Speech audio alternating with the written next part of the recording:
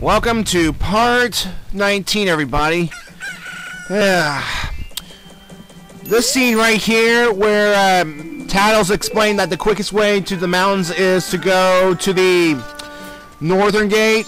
Well, that scene only appears once, and it's only immediately after you've beaten Woodfall Temple.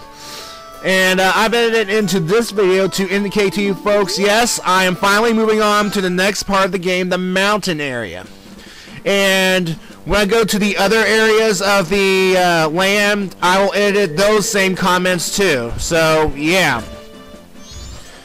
Now, of course, what I do is go here into this snowy, mushroom-covered area, which we've been to numerous times already, but only this time we are going to go up this ramp to move on to the next portion of the game.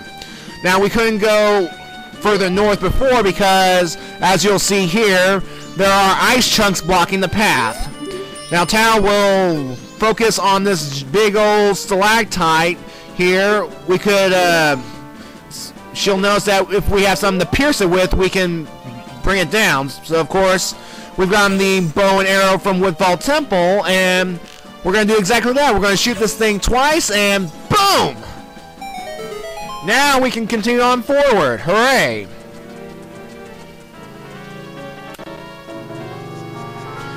Oh, look at that. That's all snow and covered and stuff, and oh, crap! Oh, I hate these things. Yeah. These enemies, the Tektites, they're back.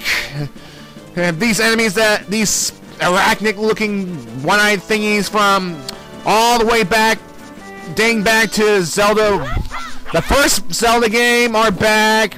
They're just as annoying as ever. Yeah, so basically in the snow-covered area, they pretty much bury themselves under and wait for Link to strike, and basically what you gotta do is, of course, get out of the way when they leap up, and, well, try and avoid them and try and attack them. Of course, they can drop hearts and Deku sticks and whatnot. And as you just saw here, you can use bombs to blow up these big old boulders. You can use them to unblock paths, you can use them to get items. But be careful though, some of these boulders contain Tektites, and well, that would not be good. Now, of course, in this game, the Tektites are blue only. However, in the previous game, Ocarina of Time, there were two sets. The Tektites in the Death Mountain were red, and the Tektites on the lake were blue. Here, we only get the blue ones. No reds. I don't know why. And we've made it to the mountain village. Wait. Village? What village? I don't see a village. I see one log cabin, but the villages usually consist of, you know, a couple more houses. Ugh. That's lazy design, Nintendo. I mean, put a couple more houses or something. Then I'll truly believe it's a village. That's stupid. Hey. Lazy. Alright. Well, what do we have here? Well, folks, the Gorons are back. This is their second appearance in the Zelda game. Oh, go over here to strike the owl statue, and that way we can warp here at any time now. Hooray. Yeah, the Gorons are back, and I'll explain more about them as we continue on forward.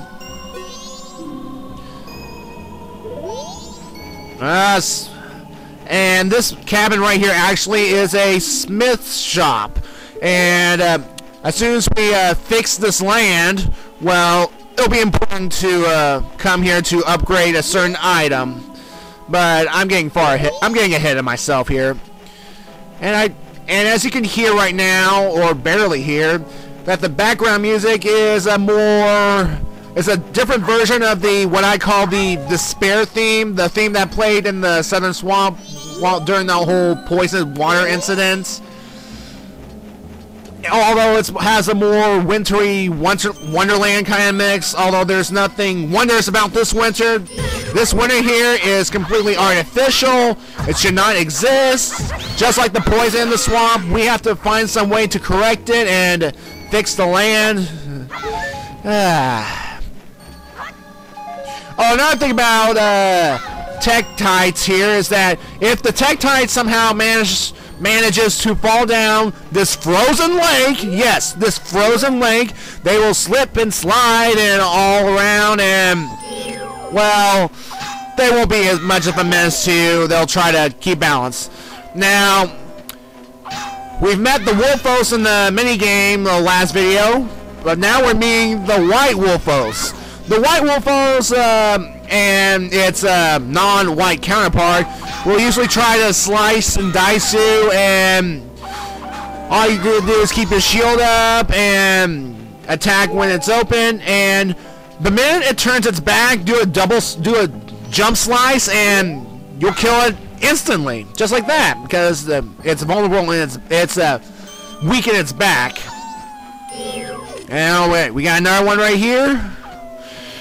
And the heck? That was weird.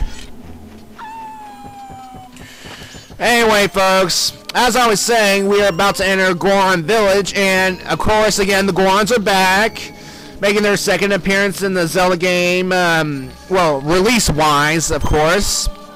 And as you can see here, they're slightly different from their counterparts in Ocarina of Time. Their skin tone's a bit lighter, their faces, their eyes are a little wider, their hair is more pronounced on the top of their head and then their chin, and their lips are a bit bigger for some reason. I mean, I don't know why, but I guess it's because Nintendo again improved the character designs of the Ocarina sprites or something. I mean, in this game, for Link, for example, originally Link didn't have a belt across his shoulder. I mean, the promotional artwork of Link in Ocarina of Time features a belt across his shoulder, but the game sprite didn't. And of course, they've added it for this game, so yeah. As you saw there, the Gorons are suffering from a dangerous winter. They're freezing to death because, well, they're used to being up in nice warm climates. I mean, the Gorons in Hyrule live in Death Mountain, or near Death Mountain, somewhere around there, which is constantly hot and pouring with lava. So yeah. Oh, you see those 3 towers in the background right there? And that's, we're going to be visiting there sometime later in this game. But I like how we can see it right now. And I like to comment on the designers for a job well done on this section. And nice little bit of foreshadowing there. And yes, we see a big old throbbing shadow thing. And again, that's another bit of foreshadowing. Oh, hi, Mr. Owl. Yes, I have the power to change fate, thank you very much. So you doubt my abilities to help these people? Oh, I have courage. I have the Triforce of Courage on me, thank you very much. Yeah, come on. Alright. So, what good old Mr. Owl's going to do right here is that he is going to lead you to this little island that's across this gap right there, and he is going to leave some feathers for you. And of course, these feathers will land on invisible platforms, and you have to jump to where the feathers are. And careful where you jump, and time it carefully, because these platforms are slippery, and if you misjump at any point, like right here, you'll fall and end up right back here at the beginning. Now, thankfully, this game is merciful at this point, because usually when you fall down bottomless pits, you'll reappear on the platform with less health. So, but I think the game thinks, if you screw up, we're not going to penalize you from messing this up. So, yeah, we get another chance again. just jump on these platforms where the feathers are at the correct angles, and you should do fine. Now, of course, be careful. The feathers will disappear after a short while, so it's best to jump across this area quickly.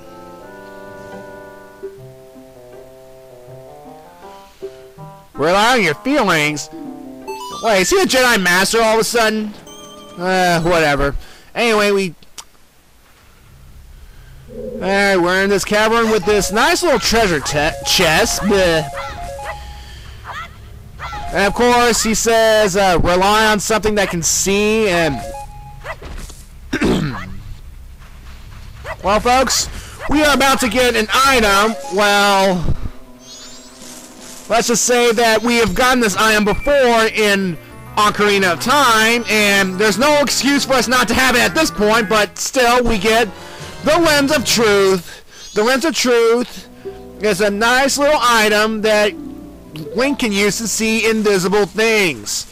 Now, Link has gotten this item before as a kid in the previous game. What he had to do was he had to travel to the bottom of a deep, dark well full of monsters and creepies and ghouly things just to get this one item. Then he has to travel to a temple with creepy, crawly, scary things as an adult. Now, at the end of the game, Link went back in time, and well, technically you should still have this because he got this item as a child. Again, this is bag of spilling. Well, of course, if we had this item beforehand, well, that'd make the game a little easier, and I don't think the developers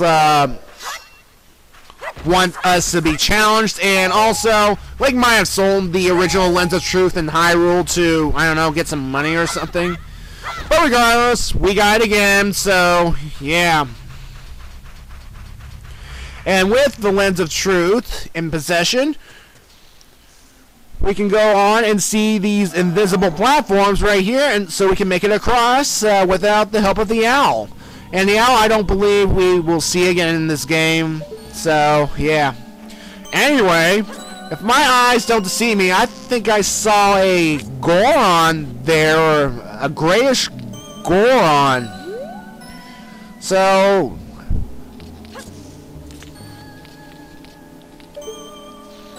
by the way, I believe this is our first experience with snow in a 3D Zelda game. I mean, you're saying, oh, what about the ice cavern in Zora's Domain? I was like, that's ice. This is actual snow. I mean, snow here, snow there, walking on snow, the texture of snow. So, yeah. Oh, well, looks like we have here a little ghost Goron. Folks, meet Darmani. Darmani here is obviously dead because he is floating around like a ghost. Now, he looks suspiciously like Darunai, or the Goron Elder that was in Ocarina of Time. But this guy, this Goron here, I mean, even though he looks like Darunia here, well, I mean, despite appearances, because of that whole facial structure, I mean, the hair placement, this body structure, I mean, again, despite appearances, he is not the leader of the Gorons. He is not the Goron Elder. Instead, he is this big old champion of the Gorons. He is the hero to the Gorons. But, folks, we're going to meet the Goron Elder later in this playthrough, and trust me, he is not going to be what you expect. I mean, when I originally played this game for the N64 a long time ago, when I wanted to meet this Goron Elder, well, I expected this big old hulking, I don't know, warrior, kind of like, I mean, bigger than what we're seeing right now, and that I don't mind, but what I got later on, what we see later on, it's going to be like, oh, God, it's going to be weird. Anyway, if you fall at any point on these little islands here, the lake, again, the lake is frozen, you can walk on it, and you can just go up the ramp to get back on solid snow ground.